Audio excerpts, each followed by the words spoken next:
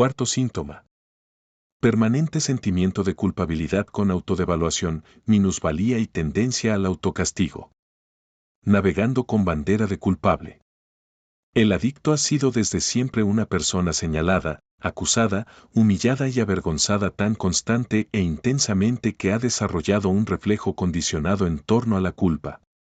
Pero lo más terrible del caso es que su más implacable acusador resulta ser él mismo. Es bien sabido que el alcoholismo y la drogadicción durante muchos siglos fueron considerados un grave problema de moral. Un vicio. Hasta nuestros días, todavía muchas personas, incluyendo médicos, sacerdotes y maestros, siguen pensando que aquel que desarrolla cualquier tipo de adicción es un vicioso que tiene que ser estigmatizado y expulsado por la sociedad. Todavía se sigue utilizando la expresión "ya agarro el vicio" para referirse al desarrollo de una adicción a cualquier sustancia adictiva. Recuerden los términos que utilizan los padres para dirigirse a sus hijos que han sido sorprendidos en el consumo de drogas: eres un vicioso. Un degenerado. No eres digno de llevar nuestro apellido. Y quién sabe cuántas cosas más. O cómo se expresan los familiares de los alcohólicos: grados eres un sucio y desgraciado borracho. Grados eres un pobre diablo, es un mediocre bueno para nada. La culpa genera vergüenza. Los alcohólicos y los adictos a otras drogas siempre han estado girando alrededor de la culpa y la vergüenza.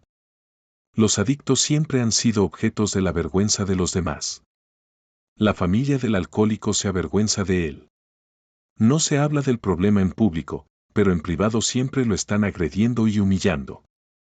Los hijos del alcohólico no quieren llevar a sus amigos a la casa pues sienten vergüenza de su padre. Los padres de los consumidores de drogas ilegales no quieren hablar del problema y se convierte en un secreto y en un tabú. Los propios adictos no quieren aceptar que tienen un problema, pues aceptarlo sería reconocer que tienen un horrible vicio. En otras palabras, el alcohólico y el adicto a drogas se avergüenzan de sí mismos.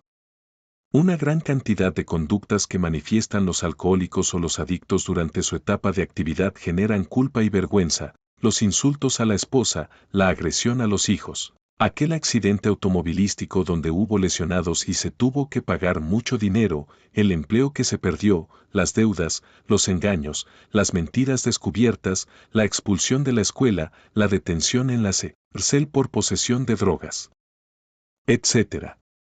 Todo lo anterior va provocando que el adicto se vaya desprestigiando. Va adquiriendo mala fama. Nadie confía en él. Este desprestigio, esta desconfianza, esta permanente estigmatización familiar y social va creando en él un intenso y permanente sentimiento de culpa y de vergüenza que se va convirtiendo en un lastre que día con día pesa más sobre su conciencia. Y aunque en términos generales, el alcohólico y el adicto a las drogas son unos rebeldes y subversivos a las normas sociales y aparentemente rechazan los señalamientos y las condenas de los demás y, hasta en ocasiones asumen una actitud de cinismo y descaro, en el fondo de su ser son ellos mismos los que más se autocondenan, los que más se rechazan y se odian a sí mismos y los que más necesidad neurótica tienen de autocastigarse. El saboteo al éxito y el "no me lo merezco". Un miembro de AA repetía en su catarsis de tribuna una y otra vez: y la cruda física es lo que menos duele, pero la cruda moral es un sufrimiento insoportable, es un tormento intolerable que hace que te odies más a ti mismo, que vayas perdiendo gradualmente tu autoestima y que te sientas el peor de los humanos, el más detestable. Te sientes algo peor que basura, un detestable escupitajo. La culpa genera vergüenza. La vergüenza provoca autodevaluación y minusvalía. Todo esto da lugar a un sentimiento de autorrechazo y odio a sí mismo, lo cual produce una necesidad neurótica de expiación. Cuando el alcohólico o el adicto a drogas se derrotan a sí mismos y toman la decisión de la abstinencia y en esos momentos se incorporan a un grupo de autoayuda o acuden con un profesional, llegan con ese terrible lastre de culpa, vergüenza, odio y rechazo hacia sí mismos, lo cual les impedirá alcanzar la sobriedad.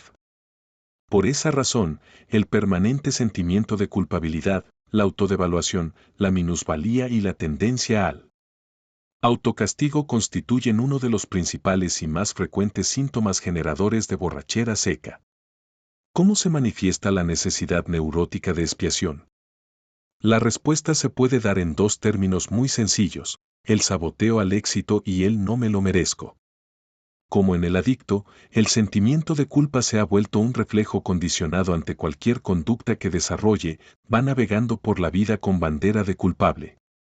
Y aunque conscientemente se quiere recuperar y desea triunfar en todas las áreas de su vida, inconscientemente se sabotea el triunfo, pues su necesidad neurótica de expiación lo lleva a una oculta convicción de que no merece el éxito, que no merece la felicidad, que la mejor forma de castigar todas sus faltas es fracasando sistemáticamente en todos sus intentos de superación y quedarse en una condición de perdedor permanente hasta que sea purificado de sus culpas. Y lo más terrible del caso es que muchos alcohólicos o adictos a drogas que logran una abstinencia prolongada son perdonados por sus seres queridos, por sus amigos, por su jefe, por sus compañeros de trabajo, por su pareja. Desde luego que también son perdonados por Dios o su poder superior, porque ellos mismos en sus oraciones así lo han pedido. Pero no han logrado perdonarse a ellos mismos. Resulta que, para la sentencia el juez más implacable del adicto es el propio adicto y, para el castigo, el verdugo más implacable del adicto, sea también el propio adicto. Ante la ausencia de perdón a sí mismo va a ser imposible alcanzar la sobriedad. Mientras no suelte el lastre de la culpa, el adicto en recuperación no podrá avanzar en la vida.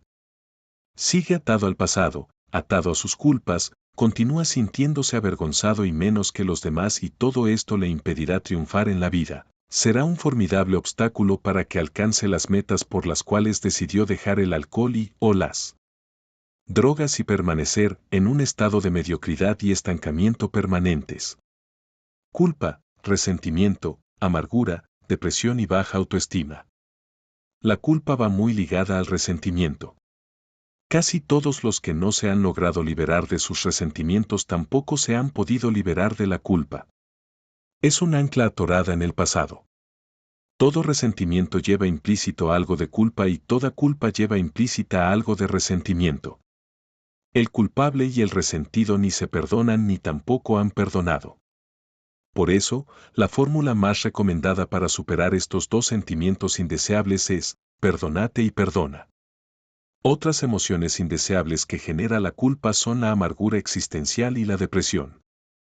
En su permanente miedo al triunfo, el adicto se sabotea a sí mismo, lo que lo lleva a continuos fracasos existenciales, y como ese saboteo al éxito opera desde el inconsciente, el adicto en recuperación empieza a buscar culpables fuera de él y, por lo tanto, se siente víctima y se resiente contra los demás. Esto lo lleva, no solamente a reforzar sus resentimientos y a intensificar su papel de víctima, sino que además se ahoga en la amargura existencial. Toda esta situación, cuando se torna crónica, lo hace caer en una depresión que tiende a exacerbar la culpa. No se olvide que uno de los síntomas de la depresión es una percepción distorsionada y exagerada de ciertos actos que generan un desproporcionado sentimiento de culpa. La depresión provoca apatía y estancamiento, aumenta la inseguridad y la baja autoestima y el adicto en recuperación cae en un círculo vicioso que es culpa, vergüenza, autodevaluación, necesidad neurótica de expiación, amargura, depresión, apatía e inmovilidad, fracaso más culpa. Algunas preguntas para evitar culpas injustificadas. Ya vimos cómo la culpa aumenta la baja autoestima. Si el adicto ya se sentía menos que los demás antes de empezar a consumir alcohol o drogas y durante su adicción esta baja autoestima todavía se hizo más intensa al dejar el alcohol o las drogas, el adicto debe tomar la determinación de liberarse de sus culpas. ¿Cómo se logra esto? Y adquiriendo un concepto de nosotros mismos más fuerte y positivo y mantenerlo más allá de nuestra pericia o falta de ella en cualquier ámbito particular, y más allá de la aprobación o desaprobación de cualquier otra persona. Y es que las personas culpígenas, con baja autoestima, generalmente son muy estrictas cuando emiten un juicio en relación con sus conductas que les generan culpa. Los adictos, en general, son muy perfeccionistas. Para evitar este mal juicio, la persona debe evaluar su conducta lo más objetivamente posible, ser tolerante, comprensivo y benévolo con él mismo para evitar un veredicto injusto que lo lleve a autocondenarse y, Consecuentemente, a autocastigarse. El ya mencionado Branden sugiere que la persona evalúe objetivamente su conducta haciéndose las siguientes preguntas. Según los parámetros de quién juzga usted su conducta, los suyos o los de otra persona. ¿Trata usted de comprender por qué actuó como lo hizo? Considera las circunstancias, el contexto, las opciones que, según usted percibió, estaban a su disposición en ese momento. ¿Evalúa usted su conducta como si fuera la de otro? Identifica las áreas o circunstancias específicas en las que tiene lugar su conducta o generaliza en exceso y dice, y lo ignoró y cuando en realidad ignore un tema particular pero conozco bien muchos otros temas. O dice, y soy débil cuando en realidad puede faltarle coraje o fuerza en una esfera particular pero no en otras. Si lamenta sus acciones, o trata de aprender de ellas, para que en su conducta futura no repita las mismas equivocaciones. O simplemente sufre por el pasado y sigue pasivamente atado a patrones de conducta que sabe inadecuados. Necesito la aprobación de los demás. Un elemento típico en el perfil psicológico del alcohólico y del adicto a drogas es la necesidad neurótica de obtener la aprobación de los demás. Su inseguridad y la baja valoración que tienen de ellos mismos los convierten en personas pasivas que siempre están pensando, ¿qué esperan los demás de mí? No tienen metas propias ni un plan de vida personal. Siempre esperan a que los demás decidan su conducta. No creen en ellos mismos. Esa es una de las razones fundamentales por las que caen en el alcoholismo o la drogadicción.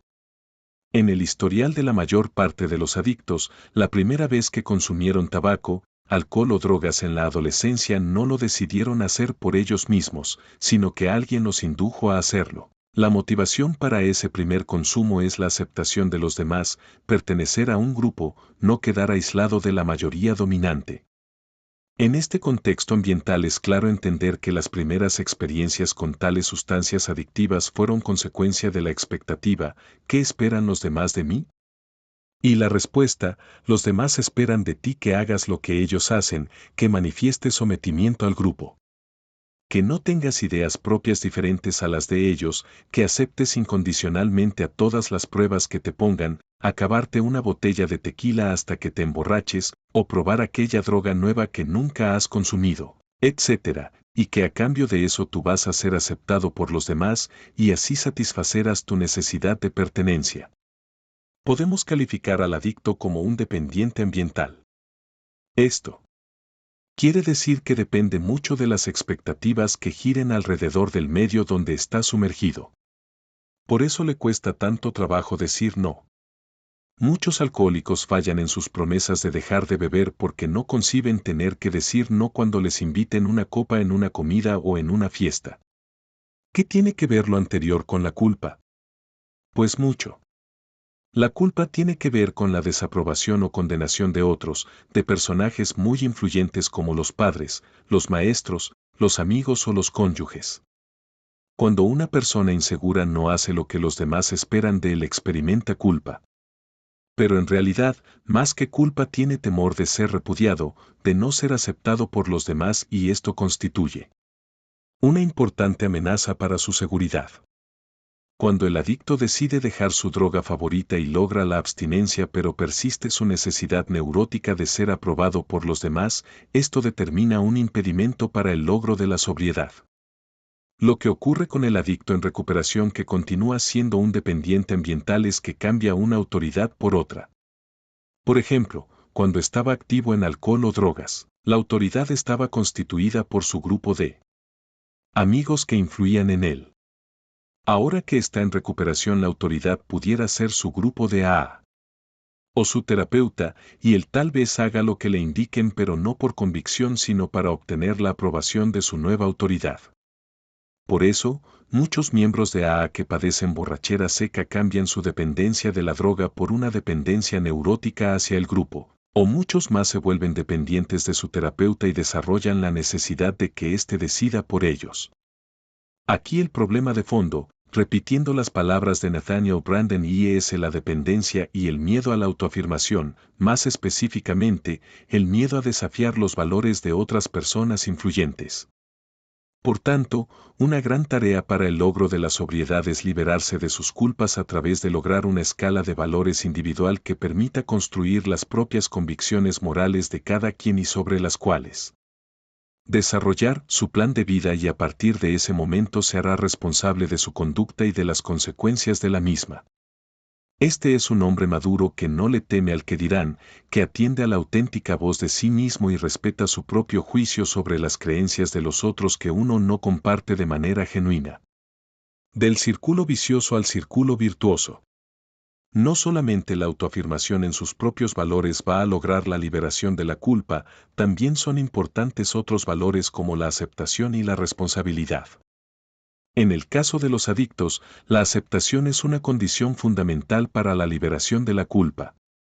Muchos alcohólicos, por ejemplo, aceptan su enfermedad de boca para afuera, pero en su yo interno siguen pensando que son unos viciosos. El pensar que uno es vicioso genera culpa. El pensar que uno padece una enfermedad incurable, pero controlable, genera responsabilidad. Cuando el adicto se mantiene en la línea de no aceptar su enfermedad, aunque finja que sí lo hace, seguirá anclado a su culpa y caerá en el ya mencionado círculo vicioso que lo llevará al resentimiento, la amargura, el autodesprecio, la necesidad neurótica de expiación, el fracaso, la amargura, la depresión y más culpa. En cambio, cuando el adicto acepta su enfermedad incurable, pero controlable, adquiere la responsabilidad de tomar los medios para poder controlar su enfermedad y no volver a consumir su droga favorita. Esta conciencia de padecer una enfermedad lo libera de su culpa, y aunque existan antecedentes de daños y perjuicios por su adicción, los va a entender como síntomas de su enfermedad y no como terribles pecados que son imperdonables. Entonces tomará los medios para, primero, mantenerse en abstinencia, segundo, ejercer acciones para alcanzar un crecimiento emocional y lograr la madurez y, tercero, reparar, en la medida de lo posible, los daños que infringió a otras personas, como consecuencia de su enfermedad adictiva, y lograr reconciliarse consigo mismo y con los demás.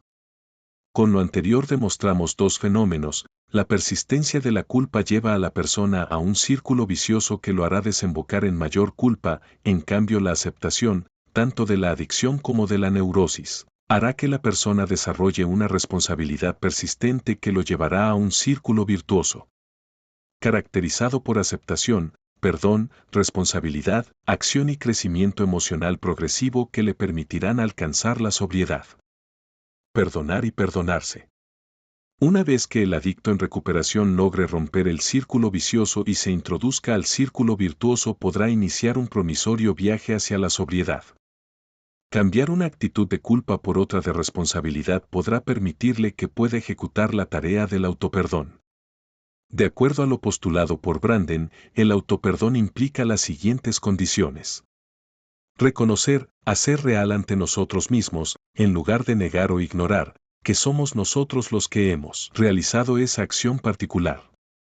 Si otra persona ha sido herida por nuestra acción, es reconocer explícitamente ante esa persona, o personas, el daño que hemos hecho y transmitir nuestra comprensión de las consecuencias de nuestra conducta suponiendo que ello sea posible. Realizar todas las acciones a nuestro alcance que puedan enmendar o minimizar el daño que hemos causado, pagar deudas, retractarse de una mentira, etc. Comprometernos firmemente a comportarnos de una manera diferente en el futuro, porque sin un cambio de conducta recrearemos continuamente la desconfianza. Estar dispuestos a explorar las razones por las cuales se cometió dicha acción, la que generó culpa. Si evadimos eso, no nos liberaremos de la culpa y es muy probable que repitamos el patrón de conducta inadecuado. Ya logrado el autoperdón, se adoptará una actitud de responsabilidad ante la propia conducta y se asumirá la consecuencia de la misma. Aquí ya no tenemos que buscar culpables y, autómicamente, dejamos de jugar el papel de víctimas de los demás. En ese momento queda abierto el campo para enfrentar, aceptar y superar nuestros resentimientos, ya que, lo verdaderamente difícil es el autoperdón y haciéndonos perdonado a nosotros mismos es mucho más sencillo perdonar a los demás. Si aprendemos a comprendernos y perdonarnos, Siendo benevolentes y autocompasivos con nosotros mismos, nuestra conducta tenderá a mejorar y nuestro crecimiento emocional se superará. En cambio, si continuamos autoflagelándonos y condenándonos, nuestra conducta, como nuestra autoestima, tiende a empeorar. La culpabilidad es de hecho el reverso de la medalla del orgullo. La culpabilidad lleva a la autodestrucción, el orgullo a la destrucción de otros. Bill W. en Grapevine.